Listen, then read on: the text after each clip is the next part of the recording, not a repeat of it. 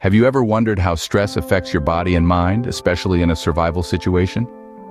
Stress is more than just an uncomfortable feeling. It's a physiological response that can significantly impact both your body and mind. Imagine for a moment you're in a survival scenario. The adrenaline surges, your heart rate quickens, and your senses sharpen. This is your body's initial response to stress, the fight or flight response, preparing you for immediate action. But what happens when this stress prolongs? Over time, constant stress can take a toll on your body. It can lead to a weakened immune system, making you more susceptible to illness. It can disrupt your sleep, leading to fatigue and decreased cognitive function. It can also increase your risk of chronic conditions like heart disease and high blood pressure. The impact of stress isn't limited to physical health alone. It also affects your mental well-being. Long-term stress can lead to anxiety and depression. It can make you more irritable, less focused, and can even affect your memory. Now let's talk about recognizing stress. It's important to know the signs, not just in yourself, but also in others around you. Symptoms can vary from person to person, but common signs include constant worry, difficulty concentrating, feeling overwhelmed, fatigue, changes in appetite and sleep, and withdrawal from social activities. Recognizing these signs early can make a big difference. It allows you to take steps to manage the stress before it escalates, and it can help you support others who might be struggling.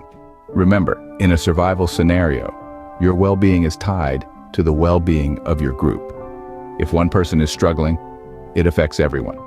So why is understanding stress so important? Well, in survival situations, your mental state can mean the difference between success and failure. Your ability to think clearly, make decisions, and stay focused can be directly impacted by stress. Recognizing stress is the first step towards managing it effectively. Remember, being prepared isn't just about the physical necessities.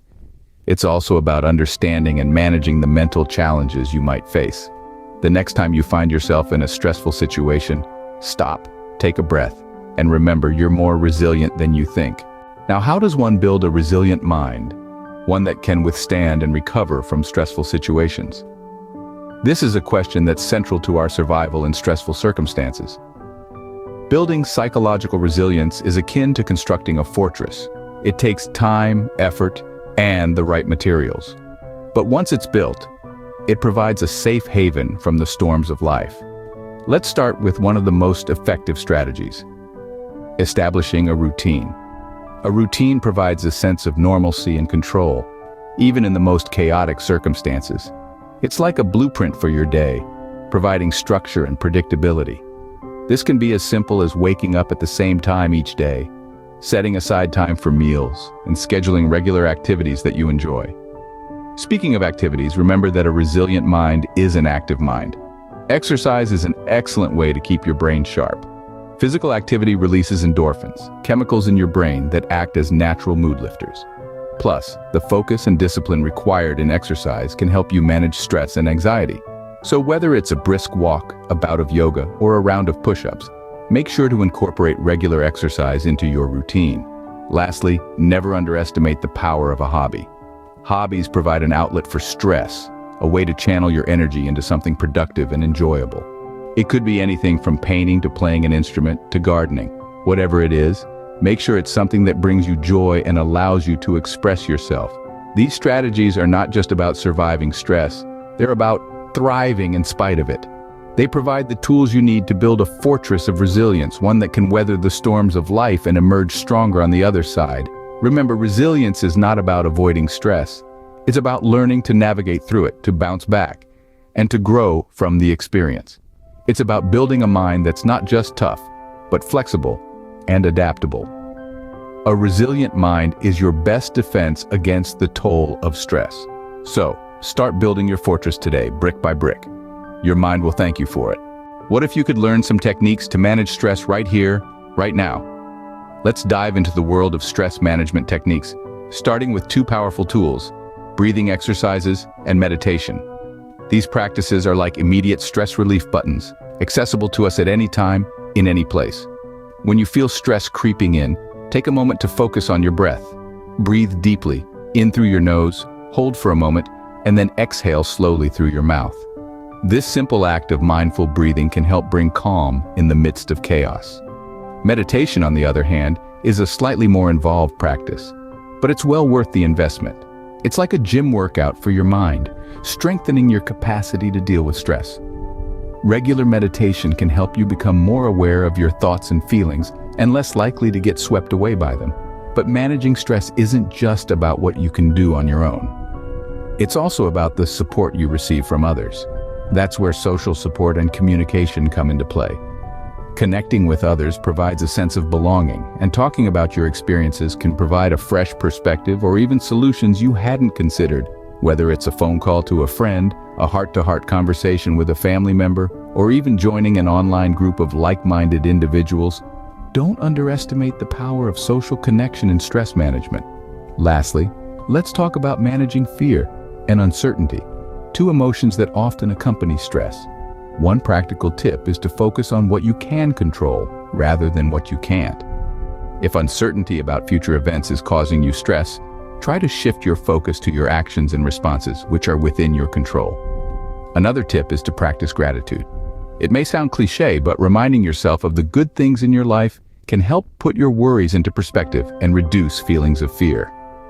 Remember, stress management is a skill that can be developed with practice. It's a journey, not a destination. So be patient with yourself and remember you're not alone in this. How would you cope with long periods of isolation, a situation many survival situations demand? It's a question that tends to linger in the back of our minds, often overlooked until the reality hits us head-on. But fear not, for we're here to equip you with the necessary tools to navigate through this challenging scenario. Isolation, while physically limiting, doesn't have to confine your mind. In fact, it can be a fertile ground for self-exploration and growth. The key is to keep your mind active and engaged, even with limited resources. Let's start with the basics. Reading is a fantastic way to keep your brain stimulated. Books can transport you to different worlds and times, broadening your horizons without leaving your room. If you're not a big reader, consider audiobooks or podcasts. They can provide entertainment and education, all while giving your eyes a much-needed break. Next, consider developing a hobby or refining an existing one. Drawing, writing, knitting, carving. The possibilities are endless. Choose something that you enjoy, something that challenges you and helps you grow. A hobby not only keeps your mind engaged, but also provides a sense of accomplishment and purpose. Physical activity is another essential aspect of dealing with isolation. Remember, a healthy body fosters a healthy mind.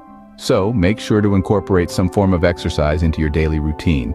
Even simple activities like stretching, yoga, or bodyweight exercises can make a significant difference.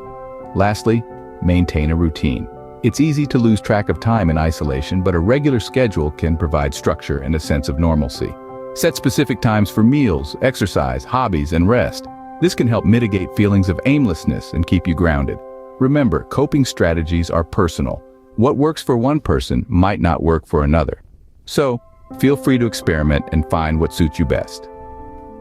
Isolation need not be a lonely journey, but a time for self-discovery and growth. With the right mindset and coping strategies, you can turn periods of isolation into opportunities for personal development. So, stay resilient, keep your mind engaged, and remember you're stronger than you think. Did you know that a meticulously crafted mental health plan could be your saving grace in a survival situation? This isn't just about preparing for a disaster, it's about preparing for life. Just as we map out our routes to escape physical danger, we should also plan our path to mental resilience. Let's start with triggers. These are the situations, people, or events that cause you stress or anxiety. It could be anything from a crowded room to the thought of running out of food. Identifying these triggers is the first step towards managing them. Write them down, and next to each one, jot down a strategy for how you can deal with it. This could be a breathing exercise, a mantra, or even just a reminder to step back and reassess the situation. Now let's talk about resources. There's a wealth of mental health support available out there, both online and offline.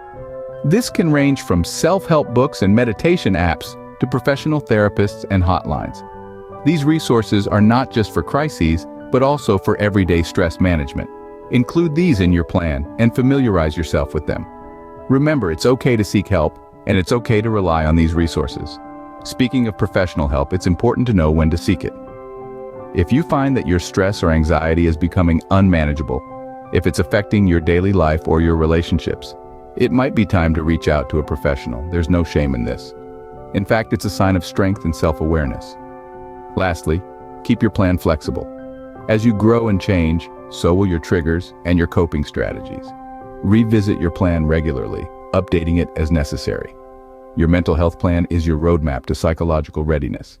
It's a living document, one that will guide you through the ups and downs, not just of a survival situation, but of life itself. So, take the time to craft it carefully, to know it well, and to use it wisely. After all, the strongest tool you have in any situation is your mind. How can your family and community become your pillars of strength in times of stress? That's our focus in this segment of the Bugging In Survival series. When life tosses us into the turbulent waters of stress and anxiety, the support structures we have in place can make all the difference. These support structures often come in the form of family and community networks. In fact, having a strong support system is one of the most effective ways to manage stress and build psychological resilience. Let's start at home, with family. Fostering an environment of understanding and support within your family is like building a fortress of resilience. This means open communication, where feelings and worries can be shared without fear of judgment.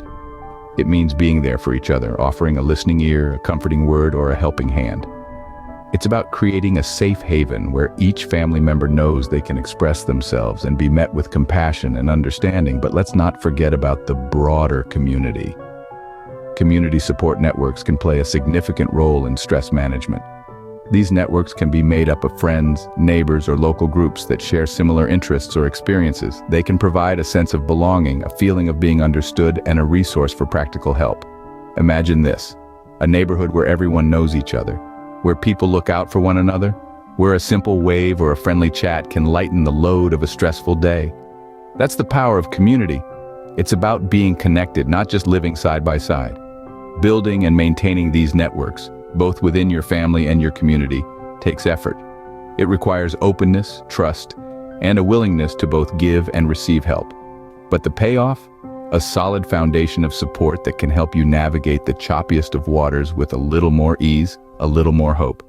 So how do you build these networks? Start small. Start with a conversation, an act of kindness, a shared meal. Reach out, connect, and watch as your pillars of strength grow. Family and community support can be your anchor in the stormy seas of stress. So, is psychological readiness and stress management the secret ingredient to survival? You bet it is. We've seen how the impact of stress can be a silent adversary. Recognizing its signs and effects is the first step to building a resilient mindset.